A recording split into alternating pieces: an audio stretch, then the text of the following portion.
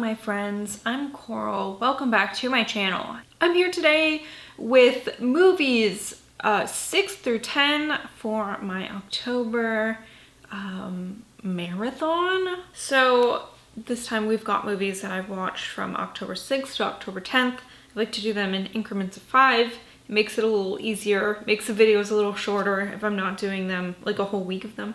Anyway, but the videos are only shorter if I stop blabbing. So I'm gonna get into the movie I watched October 6th, which was VHS 94. This is the 4th addition to the VHS franchise.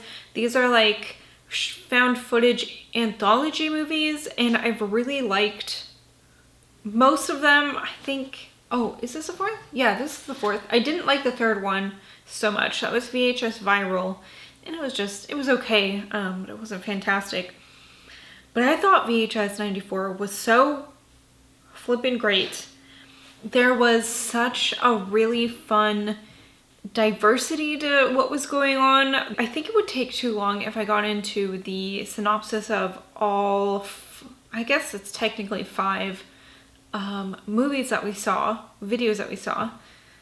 But my favorite one was called The Subject, and this one was, I believe, Indonesian, and it was about this like crazed scientist who is experimenting on people, and what do I tell you? He's just doing very strange things to their bodies, and it was just fantastic. I really love the way that these movies incorporate the found footage element, because some of them aren't just like somebody holding a video camera, you know, which really makes it interesting. And I think that this one was a great addition to the franchise, and I really hope that we get the same quality of content moving forward.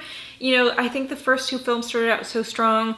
3rd one was kind of and the 4th one is picked up, and it was just so great. I had so much fun with this. So that is VHS 94, and that is on Shudder if anyone would like to watch that. Next, I watched Cloverfield, which I watched on DVD, but I believe I saw it up on HBO now. So, you know, if you'd like to watch that, I'm pretty sure it's on HBO.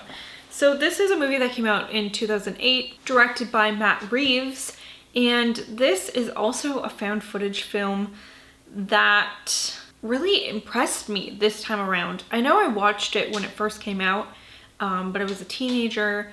I'm pretty sure I saw it with a boyfriend, so like who even knows if we were really watching it, and I didn't like it, and I haven't watched it since. I always was kind of like, oh yeah, that thing. And I'm really glad that I picked it up again, because I ended up really enjoying this even more than 10 years later.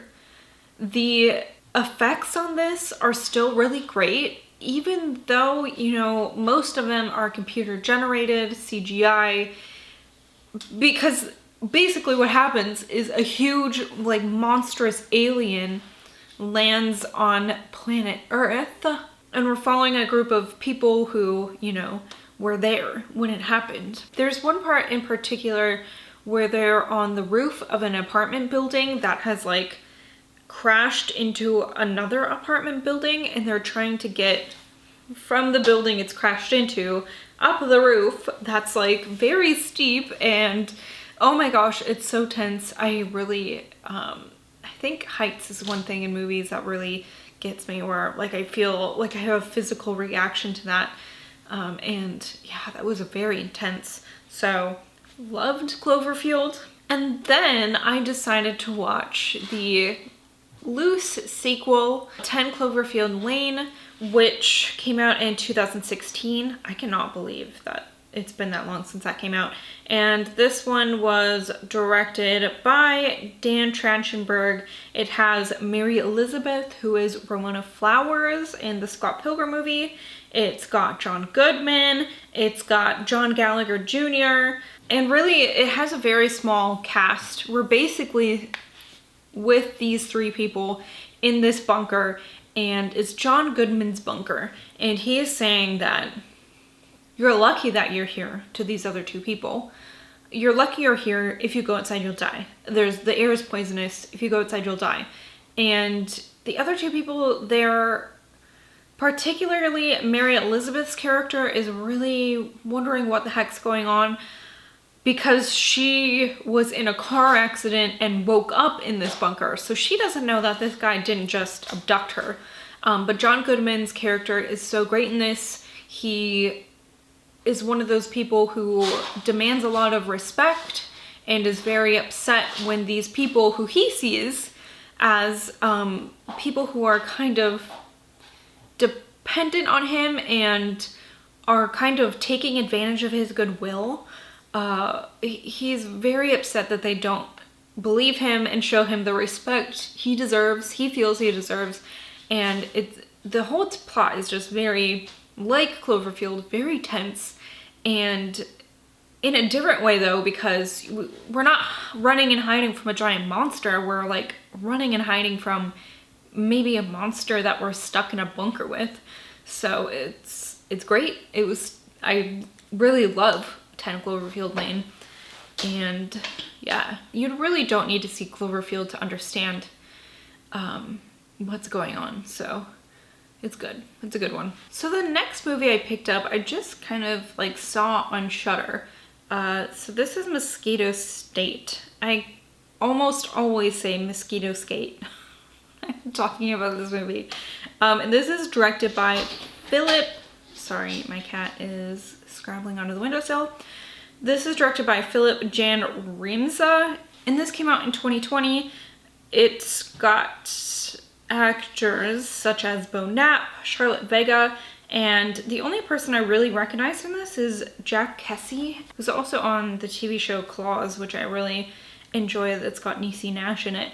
I know horror is such a broad genre that encompasses a lot of different things and feelings, but this one is probably like the least horror feeling movie I watched, and I can't say I really understand it. This is about a man named Richard, and he is kind of a strange duck. He seems a little socially awkward. He's got some strange like mannerisms. He seems very particular about things, but he's very smart. In fact, he's developed like a type of software, I think, that a stock market company uses, an exchange company. Listen, I know nothing about this kind of shit. So like, if the terms I use for these things are totally wrong, that's why. But basically, Richard is making the company he works for a lot of money, and he's very smart and good at predicting the, peaks and valleys of the stock exchange, and he's made his company a lot of money. So he lives in like this really austere penthouse overlooking Central Park, and he meets a woman who he likes, but he has a really hard time, it seems like, with relationships, so he's very strange about it. And basically the plot of this is that he accidentally brings a mosquito into his apartment and decides to let it breed until he's got a gigantic mosquito colony living in his apartment. And I don't really know why, and I don't really understand it. It's really more character focused, I think, than I expected. There were some parts that made my skin crawl just because of the mosquitoes, but like the mosquitoes don't play a villainous role kind of like I expected. They're just there. It really focuses more on Richard and what's going on in his life. And I don't know. I mean, I guess it's a horror movie because the mosquitoes are creepy, but not much about this was very horrific. So that one was, I don't know, it was okay. It had a great soundtrack, I thought, but I think that was the only part that I really loved about it. So the last movie I'd like to tell you all about is The Toxic Avenger, which came out in 1984. This was directed by Lloyd Kaufman and Michael Hers. This was a really strange, low-budget movie. I've never seen any of like the Tromaville films. I've never seen The Toxic Avenger. And this one is more of a comedic horror. the horrific, I mean, there are horrific elements. It's very, very bloody. It's got great effects, but this is definitely not a movie for the faint of heart, not just with the gore, but it's like all the characters in this are the extreme versions of that sort of character. So like the bad guys are so terribly bad. Like not only do they pick on this health club janitor until he falls out of the building and into a vat of toxic waste, like they're not just that bad, they also use lots of slurs.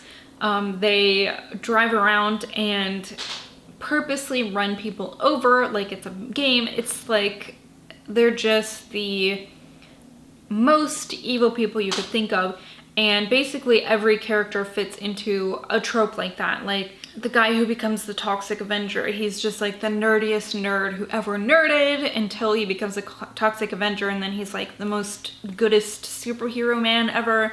And it's just, I know not everyone will catch like the nuance of that. So obviously there are some warnings for the type of characters in this and the type of things that they might say and the things that they might do, but I don't think it's egregious in the way where it's like the directors, the writers feel that way. It's just that they're trying to create really like cartoonish characters in this, and I really ended up loving the Toxic Avenger. It is just so over the top. Everything about it is over the top. Like I said, the characters and the gore, and there are so many just ridiculous fight scenes. It was a lot of fun. It was a good break in what I've been watching, kind of like the more dreary, bleak things that I like. This was a good one to add to kind of balance things out and, make me laugh a bunch. Anyway, those are 5 movies that I've watched in October. The next 5 I have coming up are Sputnik, which is on Hulu, The Reanimator. I'm going to watch Tenebrae, which is on Shudder. I'm going to watch Dark Water, which I will have to rent. And then I'm rewatching Creep, which was one of my very favorite horror movies ever. That's on Netflix. So those are the next 5 movies I've got coming up if you are interested in hearing from me about those. Thanks for watching again. I hope you guys are having a super spooky October and you're reading lots of spooky things and watching lots of spooky things and just, I don't know, having a good time. I will see you guys later. Goodbye.